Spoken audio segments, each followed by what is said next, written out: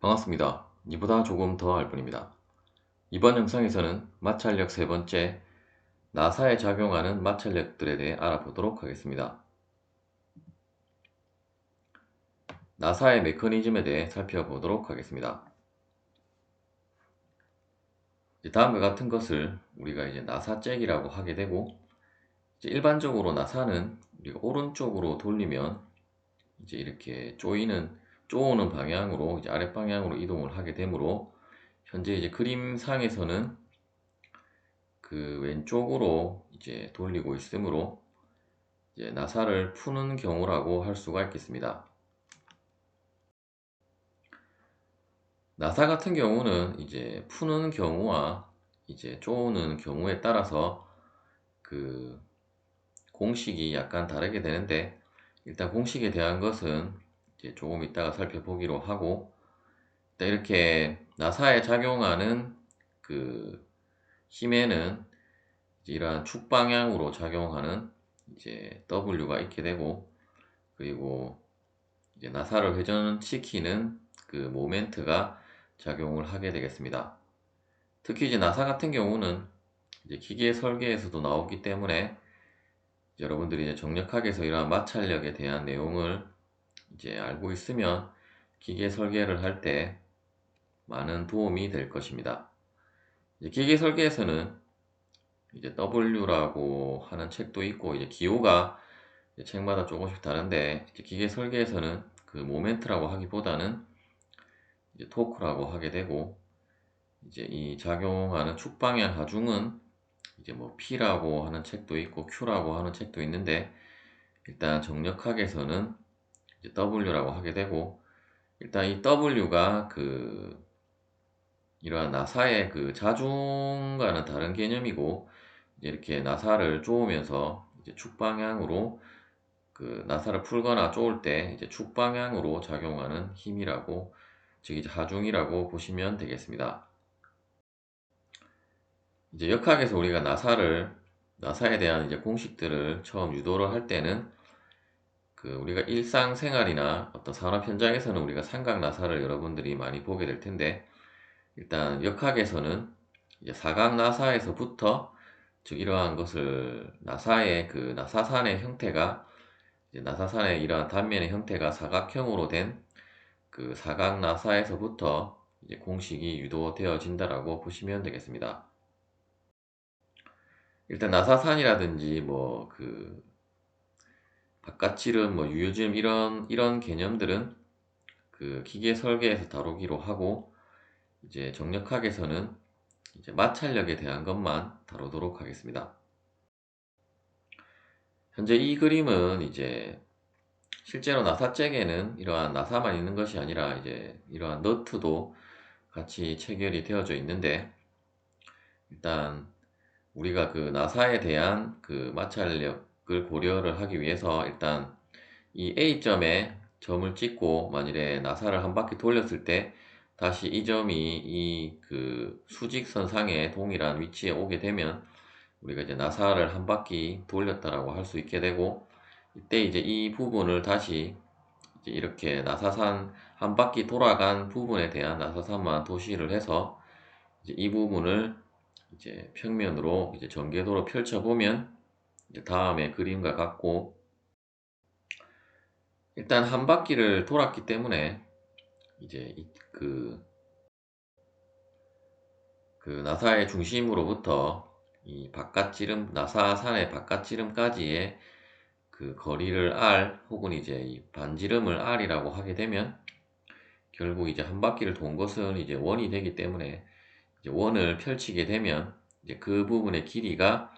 2파이 R이 되겠습니다. 즉 원주 길이 값이 되게 되고, 이때 축방향으로 나아간 거리가 L이라고 하면, 이때 이 L을 리드 길이라고 하겠습니다. 혹은 리드라고 하겠습니다. 각도 시타는 탄젠트 시타가 이 2파이 R분의 L이라는 관계가 성립을 하게 되고, 이때 이 시타를 리드 각이라고 하겠습니다.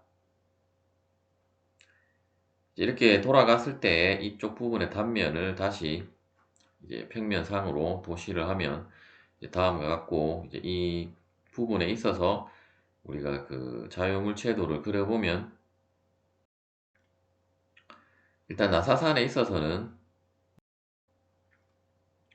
이 나사산의 이제 자중은 우리가 고려를 하지는 않고, 이제 축방향으로 작용하는 힘 W와, 그리고 이렇게 모멘트에 의한 그 접선력을 이제 여기서는 R분의 M이라고 도시를 했는데, 이제 간략하게 이제 P라고 도시를 하는 경우도 있고, 일단 책대로 이제 이쪽 부분에 그 접선력을 R분의 M이라고 하게 되고, 또한 이러한 그 물체가 접촉한 면에는 이제 이 면에 대한 수직 강력 N이 있고, 또한 지금은 이제 왼쪽으로 돌리는 경우이기 때문에, 이제 나사를 푸는 경우이기 때문에, 이제 이 나사산은 이 경사면을 이제 올라간다라고 보면,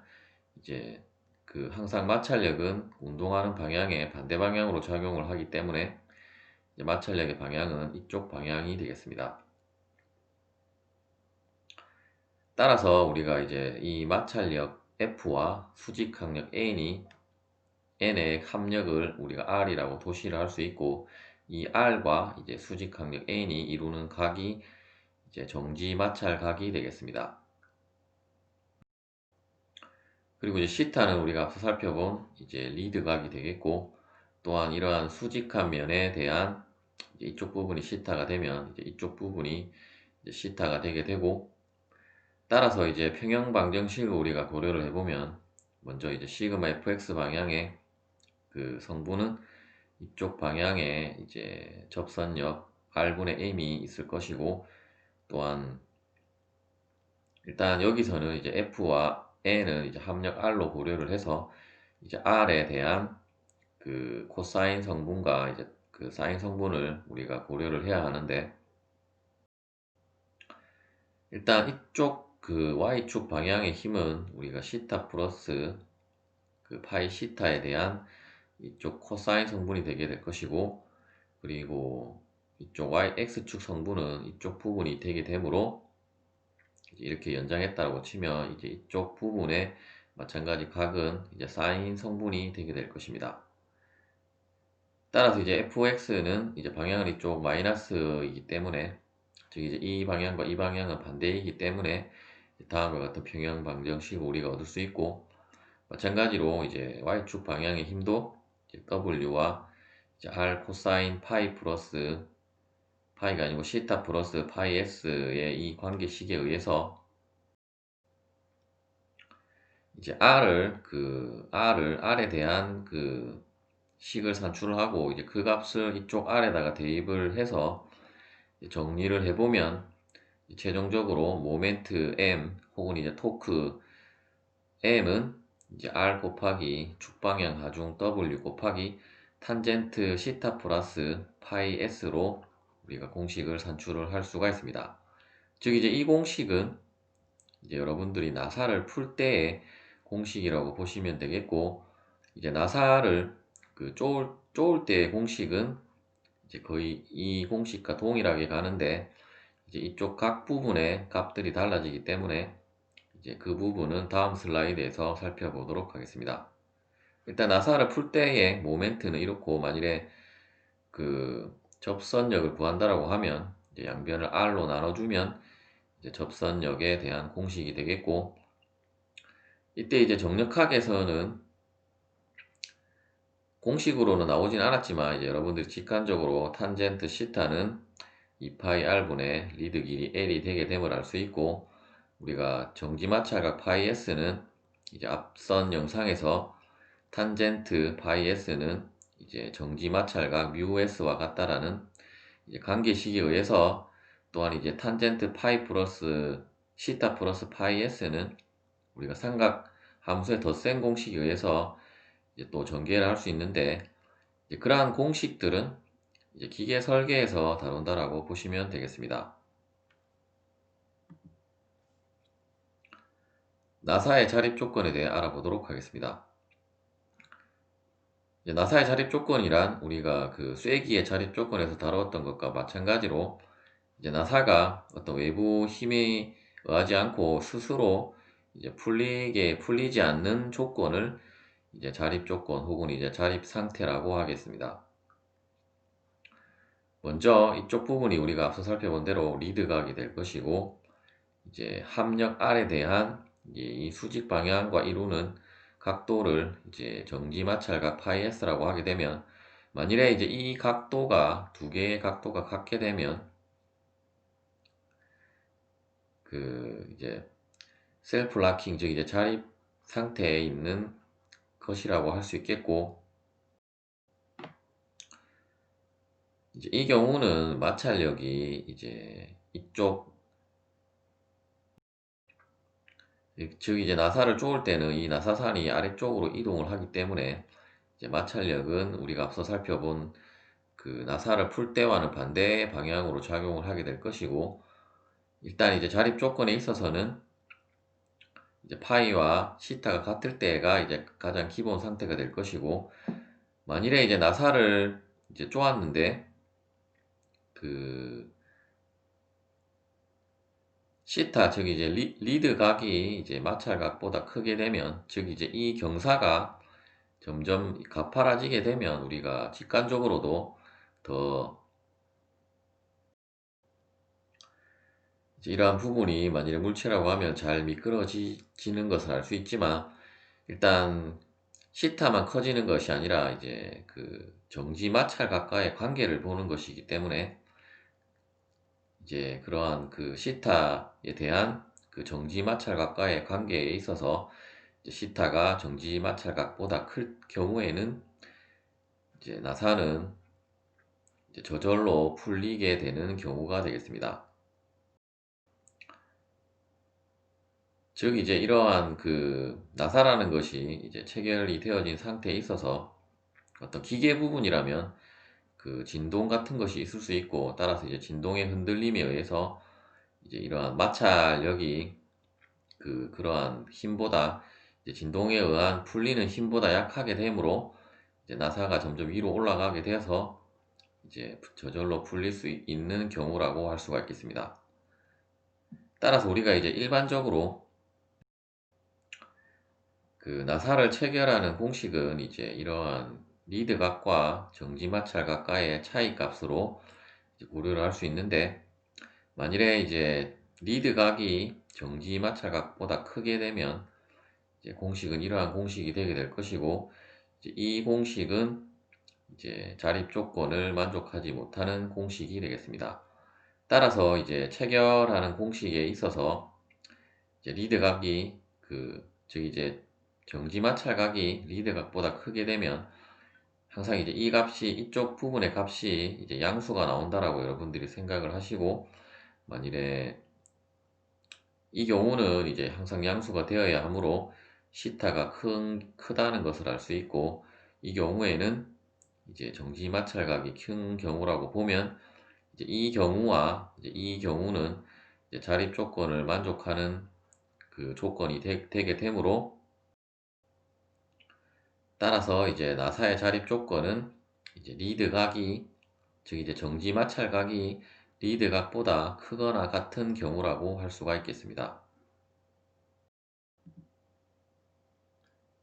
예제를 풀어보도록 하겠습니다. 이제 사진에 나와 있는 이러한 나사를 이제 턴버클이라고 하게 되고, 이제 턴버클의 특징은 이제 한쪽이 오른 나사라고 하면 이제 한쪽은 왼쪽 나사가 되어서, 이제 이쪽을 만일에 이러한 식으로 회전을 시키면 이제 이쪽 부분이 점점 그 나사의 끝단 부분이 점점 가까워지고, 반대로 돌리면 이제 점점 멀어지게 되는 이제 이러한 나사를 이제 턴버클이라고 하겠습니다. 이러한 턴버클에 있어서 우리가 이제 이 나사에 작용하는 모멘트 혹은 이제 토크는 이제 다음과 같이 표시를 할 수 있고, 이때 이제 2를 곱한 것은 이제 이쪽 부분의 모멘트와 이쪽 부분의 모멘트가 일단 방향이 같기 때문에 이 부분을, 즉 이렇게 그 네모나게 생긴 이 부분을 돌려서 이제 나사를 이쪽 부분을 이렇게 당기든지 이제 느슨하게 하든지 하는 경우가 되게 되므로, 이제 돌리는 회전 방향은 같기 때문에 이제 2를 곱했다라고 보시면 되겠습니다. 그리고 지금 이제 문제에서 이제 스크류의 끝이 이제 점점 가까워진다라고 했기 때문에 이 부분을 우리가 앞서 살펴본 어떤 나사잭 부분이라고 한다라고 하면, 이렇게 점점 튀어나오는 부분이라고 하면 이제 나사를 푸는 경우라고 할 수 있기 때문에, 이제 이쪽 부분의 각도가 이제 시타 플러스 파이 s로 이제 표시가 되었고, 이제 이 공식만 이제 여러분들이 알고 있다라고 하면, 이제 나머지는 이쪽 부분에 들어가는 값들만 여러분들이 그 산출을 해서 이제 대입을 하시면 되겠습니다.